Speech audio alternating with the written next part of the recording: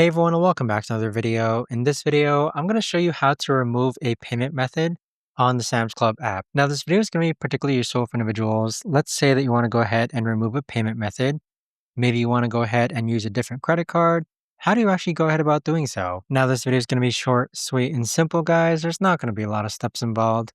Now, in order to do this, what you're first going to do is log on to the Sam's Club app. Next, click on Account on the bottom right-hand corner, then go ahead and scroll down and click on Payment Methods. Once you click on Payment Methods, scroll down even further, and then click on Add New Payment Method. So on this page here, once you click on Add New Payment Method, this is where you can go ahead and enter your credit card and etc. Additionally, if you want to go ahead and remove a payment method, just click on Edit next to the card you want to go ahead and remove, and then click on Remove Card. But there you have it, guys. That right there is the best and easiest way that I know of to actually go ahead and remove a payment method from the Sam's Club app. If you guys know of a better or easier way to actually do this, let me know in the comments down below. I would love to know.